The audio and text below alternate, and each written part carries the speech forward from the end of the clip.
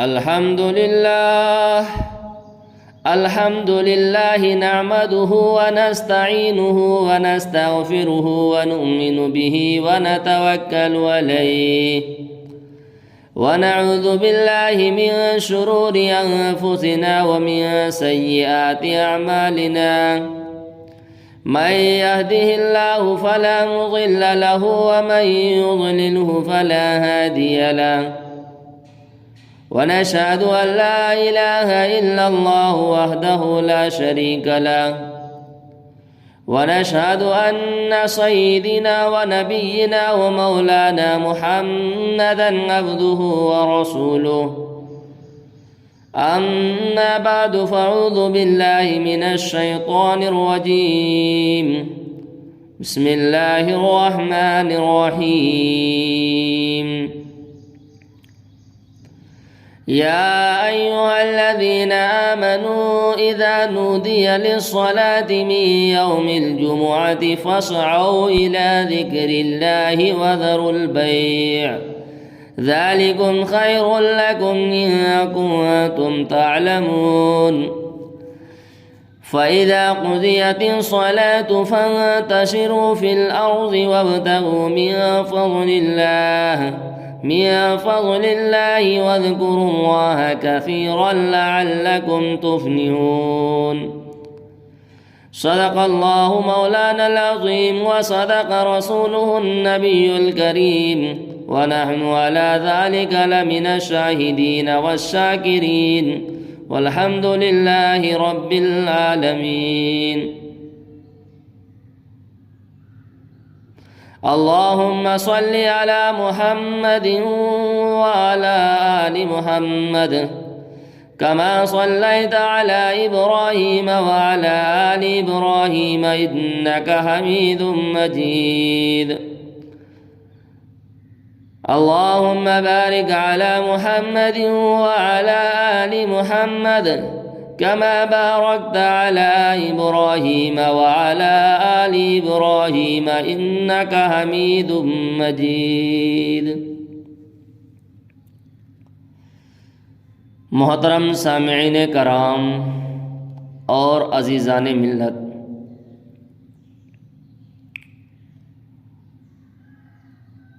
اللہ رب العزت نے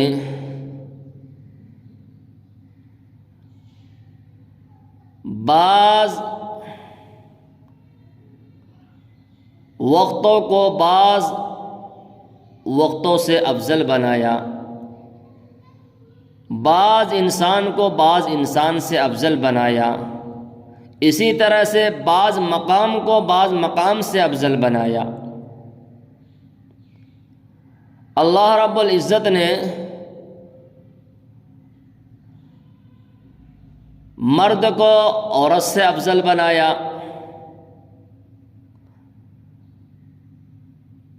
اور اس میں اللہ کی حکمت ہے کہ اللہ نے مرد کو عورت سے افضل کیوں بنایا۔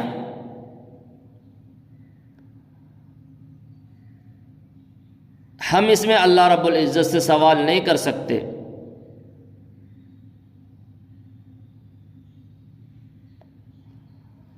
تو اللہ رب العزت نے بعض کو بعض سے افضل بنایا، مرد کو عورت سے افضل بنایا، اور مرد کی عبادت ہے، ان کی عبادت پر ان کو اجر ہے، ان کی عمل پر ان کو اجر ہے۔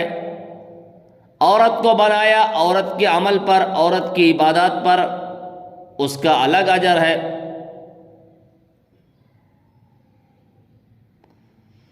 تو ایک کو دوسرے سے افضل جو اللہ رب العزت نے بنایا ہے، اب ہماری یہ تمنا، ہماری خواہش اس میں یہ نہیں ہونی چاہیے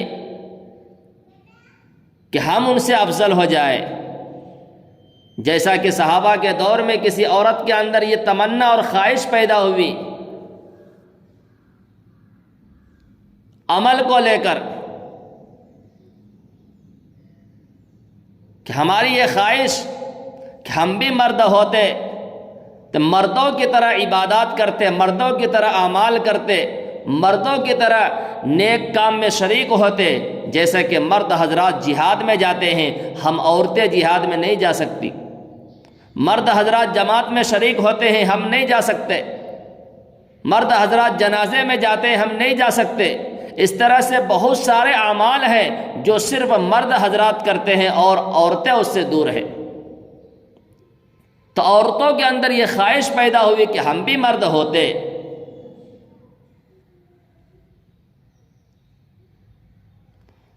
تو اللہ کا قرآن کہتا ہے وَلَا تَتَمَنَّوْا مَا فَضَّلَ اللَّهُ بِهِ بَعْضَكُمْ عَلَى بَعْضٍ، اس کی خواہش مت کرو، اس کی تمنا مت کرو کہ میں مرد ہوتا تو یہ کام کرتے۔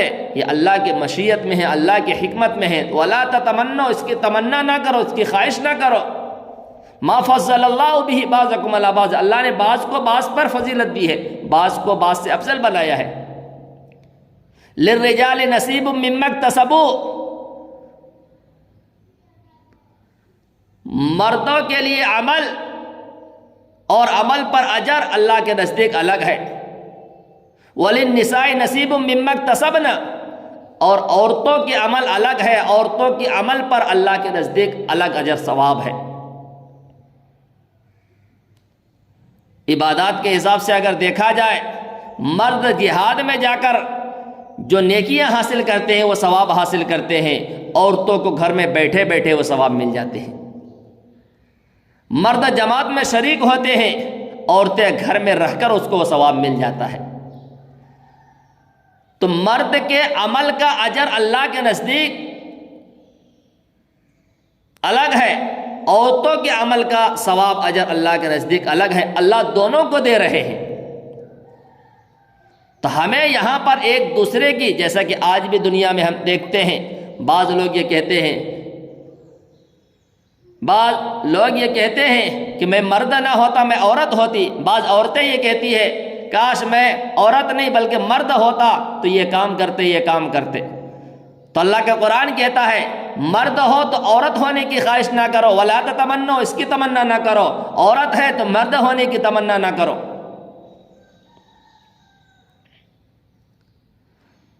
تو اب مرد ہے اس کی تمنا نہ کرے، عورت ہے اس کی تمنا نہ کرے، تو ہم کیا کریں پھر؟ اللہ سے اس چیز کو مانگے۔ وَاسْأَلُوا اللَّهَ مِنْ فَضْلِهِ، اللہ کے قرآن کہتا صرف اللہ سے اللہ کا فضل مانگو، اس کی تمنا نہ کرو، صرف اللہ سے اللہ کی فضل کا سوال کرو، اللہ سے اللہ کا فضل مانگو۔ تو اللہ رب العزت نے بعض کو بعض سے افضل بنایا، مقام میں بھی ایک کو دوسرے سے افضل بنایا۔ مساجد یہ اللہ کے گھر ہے، اللہ کے گھروں میں تمام مساجد میں سب سے افضل اللہ رب العزت نے کعبۃ اللہ کو بنایا۔ وہ کعبۃ اللہ جس کی عظمت، جس کا مقام و مرتبہ ہم اگر اپنی مسجد میں ایک نماز پڑھتے ہیں تو ایک نماز کا ثواب ملے گا، جماعت کے ساتھ ادا کرتے ہیں تو 27 گنا ہمیں ثواب ملیں گے، لیکن ہمیں یہاں پر ایک نماز پڑھنے پر ایک ہی نماز کا ثواب ملے گا، لیکن وہی کعبۃ اللہ میں جا کر نماز پڑھتے ہیں تو ایک نماز پر 1,00,000 نماز پڑھنے کا ثواب ملے گا۔ یہ بھی جس مسجد میں ہم نماز پڑھ رہے ہیں یہ بھی اللہ کا گھر ہے، کعبۃ اللہ وہ بھی اللہ کا گھر ہے، لیکن ہمیں ایک نماز کے ثواب مل رہے ہیں اور کعبۃ اللہ میں 1,00,000 نماز کا ثواب مل رہا ہے۔ یہ کعبۃ اللہ کی افضلیت کی نشانی ہے، کعبۃ اللہ کی عظمت اور اس کے مقام و مرتبہ ہے کہ وہاں پر ایک نماز کا 1,00,000 نماز کا ثواب ملتا ہے۔ افضل کعبۃ اللہ جس کے بارے میں آتا ہے وَمَن يُرِدْ فِيهِ بِإِلْحَادٍ بِظِلْمٍ نُذِقْهُ مِنْ عَذَابٍ أَلِيمٍ، کہ اگر کعبۃ اللہ میں کوئی برائی کا ارادہ بھی کر لے، کعبۃ اللہ میں کوئی برائی کا ارادہ بھی کر لے تو اللہ فرماتے ہیں برائی کے ارادے پر بھی میں ان کو سخت عذاب دوں گا۔ حالانکہ میرے بھائیو حدیث پاک میں آتا ہے انسان کے ساتھ 2 فرشتے لگے ہوئے ہیں، جس کو کرامن کاتبین کہتے ہیں. ایک فرشتہ دائیں کندھے پر دائیں جانب، دوسرا کندھا بائیں جانب. انسان اگر کوئی اچھے اعمال کرتا ہے، نیکی کا کام کرتا ہے، تو سیدھے جانب جو فرشتے ہیں نیک اعمال کو، اچھے اعمال کو وہ لکھ لیتے ہیں، اور بائیں جانب جو فرشتے ہیں برے اعمال جب انسان کرتا ہے، برا کام جب انسان کرتا ہے، برے اعمال برے کام کو بائیں جانب کے فرشتے لکھ لیتے ہیں. ہمیشہ یہ فرشتے انسان کے ساتھ لگے رہتے ہیں، کبھی انسان سے دور نہیں ہوتے. جہاں پر بھی ہو یہ فرشتہ انسان کے ساتھ رہتا ہے. الغرض انسان اگر برائی کا ارادہ کرتا ہے، انسان اگر برائی کا ارادہ کرتا ہے تو اللہ رب العزت فرشتے سے کہتے ہیں کہ فرشتے، میرے بندے نے برائی کا ارادہ کیا ہے لیکن ابھی برا کام کیا نہیں ہے، تو برائی کے ارادہ کرنے پر گناہ مت لکھو، برائی کے ارادہ کرنے پر گناہ مت لکھو. تو انسان اپنی جگہ پر برائی کا ارادہ کرتا ہے تو برائی کے ارادے کرنے پر کوئی گناہ لکھا نہیں جاتا، برائی کے ارادے پر کوئی گناہ نہیں. اور اگر انسان برا کام کر بھی لے، کرنے کے بعد اگر وہ فوراً توبہ کر لیتا ہے، توبہ کرنے پر اللہ رب العزت وہ فرشتے جب لکھ لیتے ہیں تو اس جگہ سے برائی کو مٹا دیتا ہے. جب وہ جگہ خالی ہو جاتی ہے تو اللہ فرماتے اس نے توبہ کر دیا ہے، جس کی وجہ سے برائی یہاں سے مٹ گیا ہے، تو اس خالی جگہ پر نیکیوں کو بھر دو. تو برائی کی جگہ پر نیکی کو فرشتے لکھ دیتے ہیں. اور جب انسان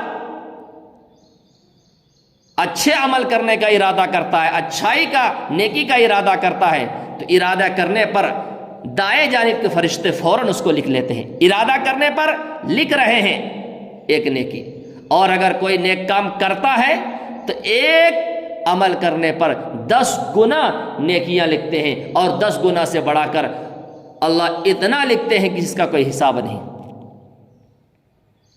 تو اس سے میں یہ سمجھانا چاہتا ہوں کہ عام جگہ پر انسان برائی کا ارادہ کرے تو ارادہ کرنے پر کوئی گناہ نہیں ہے، اور نیکی کا ارادہ کرے تو فوراً نیکیاں لکھ دی جاتی ہے. لیکن کعبۃ اللہ، مسجد الحرام وہ جگہ ہے کہ اگر وہاں پر برائی کا ارادہ بھی کرے تو فوراً اللہ فرماتے سخت عذاب دوں گا. تو کعبۃ اللہ کا وہ مقام و مرتبہ ہے. اسی طرح سے زمین جو دنیا پر پھیلی ہوئی ہے، تمام جگہوں میں اللہ کا گھر افضل ہے، اللہ کا گھر افضل ہے.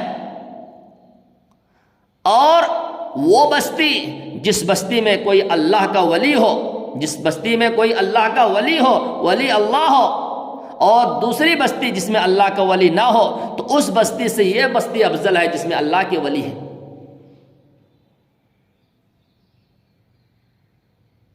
بنی اسرائیل میں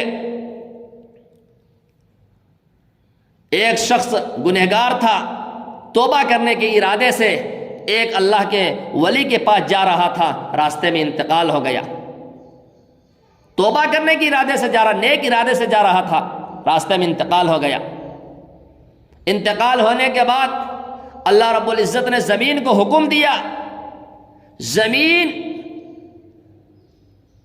اس اللہ والے کے بستی کے بالکل قریب ہو گئی، زمین جو ہے نا سمیٹ گئی. حالانکہ کتابوں میں آتا ہے کہ جس جگہ پر وہ گنہگار بندہ انتقال ہوا تھا وہ اس کے بستی سے بالکل نزدیک تھا، اور جس جگہ پر انتقال ہوا تھا اللہ والے کے بستی شہر اس سے کافی دور تھا. لیکن انتقال ہونے پر اللہ نے زمین کو حکم دیا تو زمین سمٹ کر اللہ والے کے بستی کے نزدیک ہو گئے اور اس کے گھر سے دور ہو گئے. پھر فرشتوں کو حکم ہوا کہ زمین کو ناپو، جون سا حصہ زیادہ ہوگا اس پر فیصلے ہوں گے. جب زمین کو ناپا گیا تو گھر سے جب یہ چلے تھے توبہ کے ارادے سے، جہاں پر انتقال ہوا یہ دور ہوا، اور جہاں پر انتقال ہوا وہاں سے لے کر اللہ والے کے بستی نزدیک ہوا، جس کی وجہ سے اللہ نے ان کی مغفرت کر دی. اللہ والے کے بستی سے ان کا نزدیک ہونا اللہ والے کی برکت سے اللہ رب العزت نے ان کی مغفرت فرما دی۔ تو اسی طرح سے اللہ رب العزت نے تمام مہینوں میں رمضان کے مہینے کو مہینوں کا سردار بنایا ہے۔ سید الشہور جس کو کہا گیا ہے، مہینوں کے سردار جس کو کہا گیا ہے، وہ رمضان کا مہینہ ہے۔ رمضان کے مہینے میں بھی پہلا عشرہ، پھر دوسرا عشرہ، پھر تیسرا عشرہ، ایک عشرے کو دوسرے عشرے سے افضل بنایا، دوسرے کو تیسرے سے، تیسرے کو چوتھے سے۔ تو اسی طرح سے دنوں میں اللہ رب العزت نے جمعے کے دن کو افضل بنایا، دنوں میں جمعے کے دن کو افضل بنایا۔ اس امت کو اللہ رب العزت نے جمعے کے دن خصوصیت کے ساتھ دی ہے۔ موسیٰ علیہ السلام اور ان کی امت کو بھی ایک دن ملا تھا، عیسیٰ علیہ السلام اور ان کی امت کو بھی ایک دن ملا تھا، آخری نبی محمد عربی صلی اللہ علیہ وسلم اور ان کی امت کو بھی ایک دن ملا ہے، جو برکت والا دن ہے، عظمت والا دن ہے، رحمت والا دن ہے۔ موسیٰ علیہ السلام اور ان کی قوم سے کہا گیا کہ ہفتے میں کسی ایک دن کو تم لوگ چن لو جس میں صرف اور صرف خالص اللہ کی عبادت کرنی ہے، اللہ کی عبادت کے سوا کوئی دوسرا کام نہیں ہوگا۔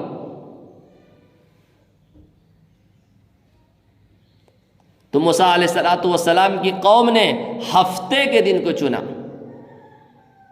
موسیٰ علیہ السلام جن کے امتی یہودی کہلائے، یعنی یہودیوں کو جو دن ملا، اور عیسیٰ علیہ السلام کی امت یہودیوں نے جس دن کو چنا وہ ہفتے کا دن۔ تو ہفتے کے دن ان کے نزدیک معزز، عظمت والا، برکت والا، رحمت والا دن بنا، اور اس دن اللہ کی جانب سے ان کے لیے یہ حکم تھا کہ تم لوگ 24 گھنٹے صرف اور صرف اللہ کی عبادت کرو گے، اللہ کی عبادت کے سوا دوسرا کوئی کام نہیں ہوگا، اللہ کی عبادت کے سوا نہ کاروبار ہوگا، نہ لین دین ہوگا، کوئی کام نہیں، صرف 24 گھنٹے تک اللہ کی عبادت ہوگی۔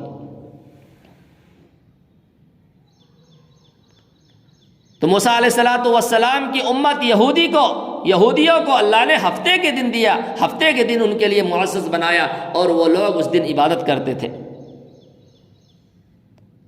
لیکن جب وہ معزز دن اللہ نے بنا دیا، عظمت والا دن بنا دیا، برکت والا دن بنا دیا، رحمت والا دن بنا دیا، یاد رکھے جب اللہ رب العزت کسی دن کو معزز بنا دے، کسی دن کو عظمت والا بنا دے، کسی دن کو رحمت والا بنا دے، کسی دن کو قدر والا بنا دے، اور پھر جب اس دن میں بندہ اس کی ناقدری کرے اور اس دن کے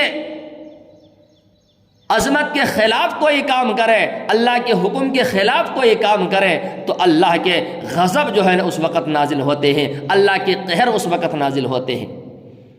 تو یہودیوں کے لیے، بنی اسرائیل کے لیے اللہ نے ہفتے کے دن کو بنایا، لیکن اس قوم نے اس دن کی ناقدری کی، معزز دن کی بے ادبی کی، اس دن میں اللہ کی نافرمانی کی، اور اس دن کا انہوں نے قدر نہیں کیا، اس دن کا انہوں نے قدر نہیں کیا، تو اس دن کے قدر نہ کرنے کی وجہ سے اللہ نے ان پر عذاب لایا۔ ہوا یوں، اللہ نے اس قوم کا امتحان لینا تھا، تو اللہ کے جانب سے حکم تھا کہ اس دن کوئی شکار نہیں کرنی ہے، کوئی تجارت، کوئی لین دین نہیں کرنی ہے، لیکن اللہ کی قدرت سے ہوا کچھ ایسا کہ زیادہ تر سمندر کے کنارے جو لوگ رہتے تھے وہ لوگ مچھلیوں کا تجارت کیا کرتے تھے، اور شنیچر کے دن، ہفتے کے دن مچھلیاں سمندر کے کنارے آتے تھے، پانی کے کنارے آتے تھے اور خوب تیرتے تھے۔ اللہ نے اس قوم کا امتحان لینا تھا، آزمانا تھا۔ ان لوگوں نے یہ کہا کہ کہ دوسرے دن تو کم آتے ہیں لیکن ہفتے کے دن مچھلیاں کنارے زیادہ آتے ہیں، تو ہمیں ہفتے کے دن شکار کرنا ہے، لیکن ہفتے کے دن تو معزز ہے، اللہ کا حکم ہے اس دن ہمیں تجارت نہیں کرنا ہے، اس دن ہمیں مچھلیوں کو شکار نہیں کرنا ہے، لین دین نہیں کرنا ہے، تو کیا کریں؟ تو اس نے ایک ترکیب بنائی کہ ایک دن پہلے جمعے کے دن ہی جا کر یہ لوگ سمندر میں جال کو ڈال دیتے، مچھلیاں آ کر ہفتے کے دن جال میں پھنس جاتی، پھر جا کر اتوار کے دن سنڈے کے دن جا کر یہ مچھلیوں کو نکال لیتے۔ یہ ترکیب نبی نے سمجھایا، لوگوں نے سمجھایا کہ یہ مچھلیاں ہفتے کے دن ہی شکار ہو رہے ہیں، جال میں پھنس رہے ہیں، لہذا اس دن کے ادب کے خلاف ہے، اس دن کے اللہ نے جو حکم نازل فرمایا ہے اس کے خلاف ہے، ایسا نہ کرے، یہ صحیح نہیں ہے۔ لیکن اس قوم نے حیلہ بہانہ نکالا اور نبی کی بات، کسی کی بات نہیں مانی، اور وہ اپنے کام میں مشغول ہو گئے، ہفتے کے دن کی ناقدری کرتے رہے، ہفتے کے دن کی ناقدری کرتے رہے اور مچھلیوں کا شکار کرتے رہے۔ تو ہفتے کے دن کی ناقدری کرنے کی وجہ سے اللہ رب العزت نے اس قوم کو بندر کا بنا دیا۔ کونوا قردۃ خاسئین، کونوا قردۃ خاسئین، اللہ نے اس کو بندر کا بنا دیا ہفتے کی ناقدری کرنے کی وجہ سے، اس لیے کہ وہ تو عبادت کے لیے اللہ نے بنایا تھا نا۔ ان لوگوں نے تجارت کا دن بنا دیا، ان لوگوں نے شکار کا دن بنا لیا۔ عیسیٰ علیہ الصلوۃ والسلام اور ان کی امت کو، جس کو نصرانی کہا جاتا ہے، ان کی امت، حکم ہوا کہ تم اپنی سال میں ہفتے کا ایک دن چن لو، تو انہوں نے سنڈے کے دن چنا، اتوار کے دن چنا، کہ اس لیے وہ لوگ اس دن فارغ رہتے ہیں۔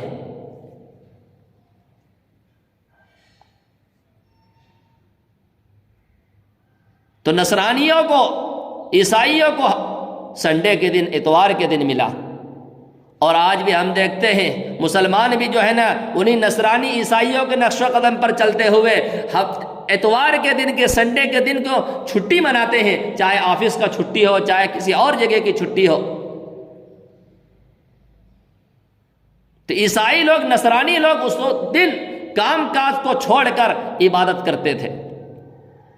آپ صلی اللہ علیہ وسلم کو بھی حکم ہوا کہ ہفتے میں کسی ایک دن کو آپ چن لیں، تو آپ صلی اللہ علیہ وسلم نے جمعے کے دن کو چنا، تو اللہ کا جانب سے حکم ہوا یہ دن مجھے بڑا پسند ہے، بہت پسند ہے، میں بھی یہ چاہتا تھا کہ تمہاری امت کے لیے جمعے کے دن ہو۔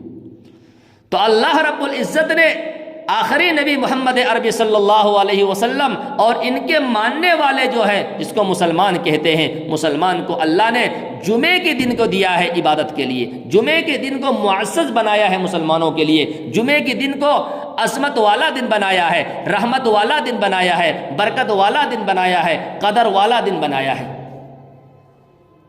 تو ہمیں اس دن کی قدر کرنی ہے۔ اللہ کے نبی صلی اللہ علیہ وسلم نے فرمایا کہ لوگوں، تمام دنوں میں جمعے کے دن کا افضل دن ہے، جمعے کا دن افضل دن ہے۔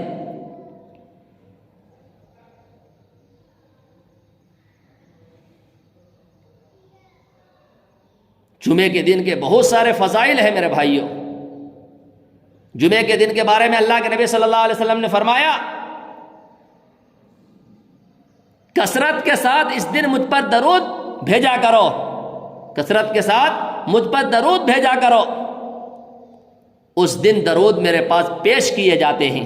تو ہمیں چاہیے کہ جمعے کے دن کثرت کے ساتھ درود پاک پڑھے، درود شریف پڑھ کر اللہ کے نبی صلی اللہ علیہ وسلم کو پہنچائے۔ اور علماء فرماتے ہیں جو شخص جمعے کے دن کثرت کے ساتھ درود شریف پڑھ کر اللہ کے نبی صلی اللہ علیہ وسلم کو پہنچائیں گے تو آپ صلی اللہ علیہ وسلم کے پاس یہ پیش کیا جاتا ہے، جمعے کے دن درود پاک پڑھنے کی برکت سے اللہ رب العزت ان کی زندگیوں سے سارے مشکلات کو دور فرمائیں گے، سارے پریشانیوں کو دور فرمائیں گے، ان کا ہر مسئلہ حل ہوگا۔ رزق کا مسئلہ ہے وہ حل ہوں گے، طبیعت اور صحت کا مسئلہ ہو وہ ٹھیک ہوں گے۔ ہم ایک مرتبہ درود بھیجیں گے، اللہ 10 رحمتیں ہم پر نازل فرمائیں گے۔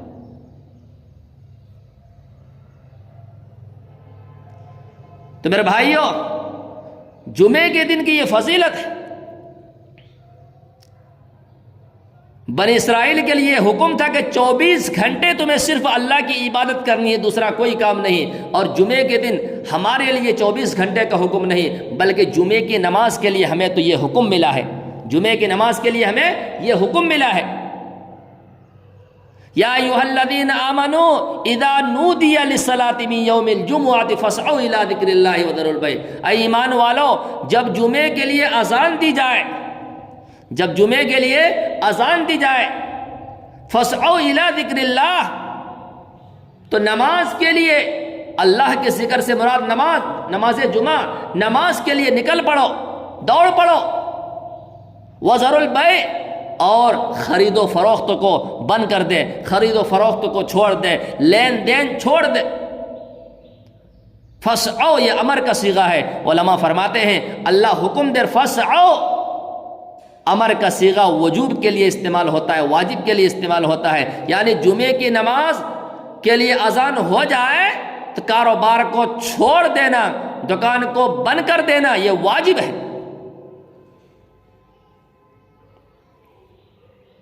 ذالکم خیر لکم ان کنتم تعلمون،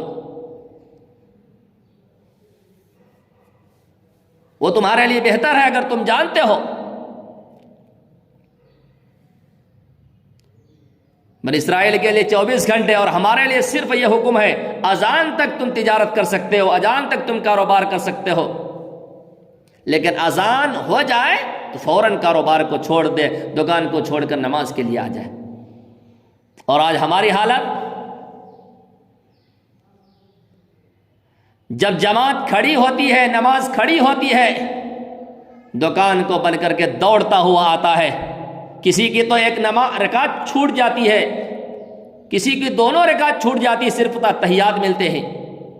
دنیا میں اتنے مشغول، کاروبار میں اتنے مشغول، ہمیں تو چاہیے یہ تھا کہ اذان ہوتے ہی فوراً ہم مسجد میں آئے۔ ذرا سوچو اگر اللہ رب العزت کا حکم ہمارے لیے بھی یہ ہوتا کہ تم بھی خالص 24 گھنٹے تک عبادت کرو تو کیا ہوتا؟ ہمیں تو حکم ہے اذان ہوتے ہی آئے۔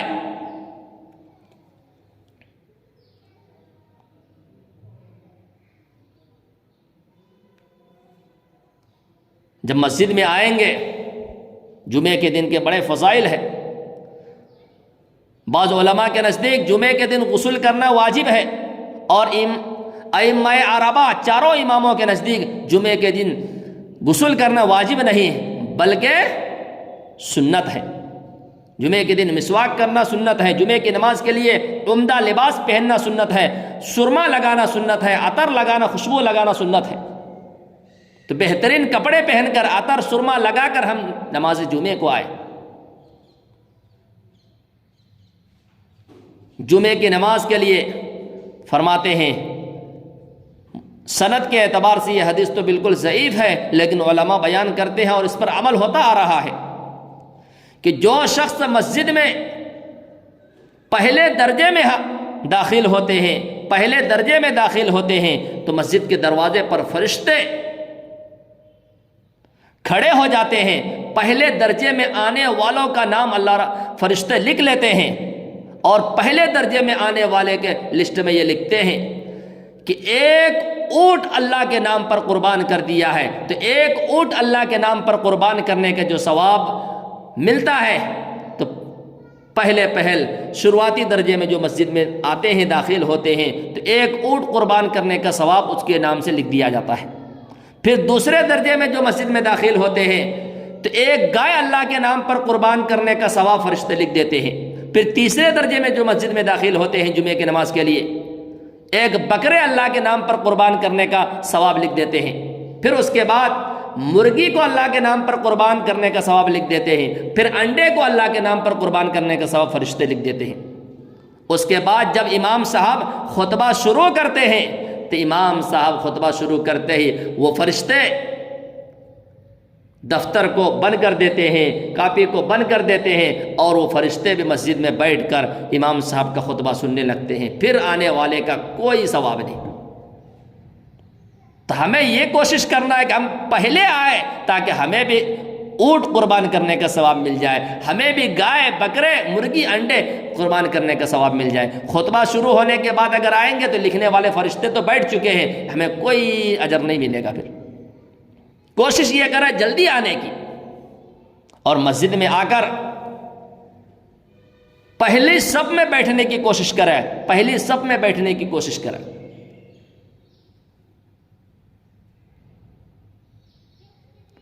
اگر کوئی بیٹھے ہوئے ہیں تو اس کے سر کے اوپر سے، اس کے کندھے کے اوپر سے ہمیں نہیں جانا چاہیے، جہاں جگہ ملے وہاں بیٹھ جائے، اور سامنے والے ساتھی سامنے ہٹ کر بیٹھے، بیچ میں جگہ نہ چھوڑے خالی کسی کے لیے۔ خطبہ بیٹھ کر سنے، ادب سے سنے، خطبہ سننا واجب ہے۔ 2 خطبے ہیں، ظہر کی نماز 4 رکعت ہے، لیکن جمعے کی نماز 2 رکعت ہے، تو 2 رکعت کو یہاں اللہ نے 2 خطبے کو 2 رکعت کے قائم مقام بنا دیا ہے اللہ نے، تو 2 خطبے کو ہمیں غور سے سننا چاہیے بیٹھ کر۔ پھر جمعے کی نماز کے بعد آتا ہے، جمعے کی نماز کے بعد جو شخص 100 مرتبہ سبحان اللہ العظیم وبحمدہ، سبحان اللہ العظیم وبحمدہ پڑھتا ہے، پڑھنے والے کے 1,00,000 گناہ معاف ہو جاتے ہیں، اور ان کے والدین کے 24,000 گناہ معاف ہو جاتے ہیں۔ تو نماز کے بعد، جمعے کی نماز کے بعد 100 مرتبہ سبحان اللہ العظیم وبحمدہ پڑھیں۔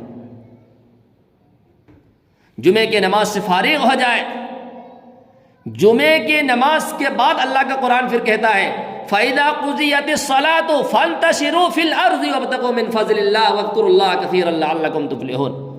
جب نماز سے فارغ ہو جاؤ، جمعے کی نماز سے فارغ ہو جاؤ، فَانتَشِرُوا فِي الْأَرْضِ، تو زمین پہ نکل پڑو، زمین میں نکل پڑو، وَابْتَغُوا مِنْ فَضْلِ اللَّهِ، اللہ کی فضل ڈھونڈ دو، یعنی نماز پڑھنے کے بعد تم نکل جاؤ کاروبار کے لیے، نکل جاؤ تجارت کے لیے، نکل جاؤ لین دین کے لیے۔ یاد رکھیں، جب تم نماز کے بعد کاروبار کے لیے جا رہے ہو، تجارت کے لیے جا رہے ہو، لین دین کے لیے جا رہے ہو، تو وہاں پر بھی اللہ کا ذکر ہو۔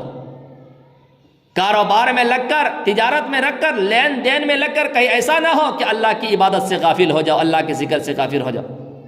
وَاذْكُرُوا اللَّهَ وَاذْكُرُوا اللَّهَ كَثِيرًا وَاذْكُرُوا اللَّهَ كَثِيرًا، اور کثرت کے ساتھ ذکر کرو، اللہ کو بھی یاد کرو، کاروبار کرو اللہ کو یاد کرو، لین دین کرو، تجارت کرو اللہ کو یاد کرو، تاکہ تم کامیاب ہو جاؤ۔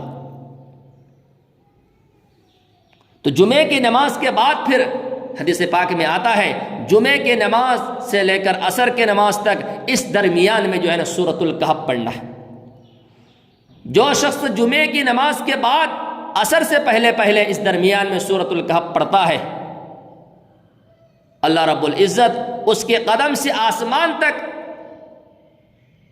ایک نور کی روشنی کو پھیلا دیتا ہے، ایک نور کو پھیلا دیتا ہے جو قیامت کے دن روشنی دے گی، اور اس کے ایک جمعے سے دوسرے جمعے تک کے گناہ کو معاف کر دیتا ہے۔ ایک جمعے سے دوسرے جمعے تک کے لیے نور کی روشنی ان کے لیے ظاہر کی جاتی ہے۔ ایک جمعے سے دوسرے جمعے تک سورۃ الکہف پڑھنے والے کے لیے روشنی ملتی ہے، نور کی روشنی ملتی ہے۔ اور فرماتے ہیں سورۃ الکہف کی جو پابندی کرے گا، دجال کے فتنے سے اس کی حفاظت ہوگی۔ تمام فتنوں میں سب سے بڑا فتنہ دجال کا فتنہ ہے، اسی لیے تو دجال کے فتنے سے جو ہے نا دعا کیا کرتے تھے انبیاء علیہ الصلوۃ والسلام اور اولیاء اللہ صحابہ کرام۔ تمام فتنوں میں سب سے بڑا فتنہ دجال کا فتنہ ہے، اور یہ تو فتنوں کا دور ہے میرے بھائیوں، فتنوں کا دور ہے، ہر جگہ پر فتنے ہی فتنہ، فتنے ہی فتنہ۔ تو ہمیں دجال کے فتنے سے بچنا ہے، اور آج کل جو فتنے برپا ہے ان فتنوں سے بچنا ہے، تو سورۃ الکہف کی تلاوت کرنا ہے۔ سورۃ الکہف کی تلاوت کریں گے انشاءاللہ دجال کی فتنے سے حفاظت ہوگی، اور آج کے دور کے ہر ایک فتنے سے اللہ ہماری حفاظت کرے گا۔ اس کے بعد عصر کی نماز، جمعے کے دن عصر کی نماز، عصر کے نماز کے بعد اسی جگہ پر بیٹھ کر قبلہ رخ ہو کر درود شریف پڑھے، درود شریف 80 مرتبہ پڑھے۔ اللہم صلی علی محمد النبی الامی وعلی آلہ وسلم تسلیما، اللہم صلی علی محمد النبی الامی وعلی آلہ وسلم تسلیما۔ 80 مرتبہ درود شریف پڑھے، اللہ رب العزت 80 سال کے گناہوں کو معاف فرما دے گا۔ تو میرے بھائیو، یہ جمعے کے دن بڑا برکت والا دن، عظمت والا دن ہے، یہ سارے فضائل اس دن کے ہیں۔ اللہ ہم سب کو عمل کی توفیق عطا فرمائے اور اس دین کی قدردانی کی توفیق عطا فرمائے۔ آمین۔ وآخر دعوانا الحمدللہ رب العالمین۔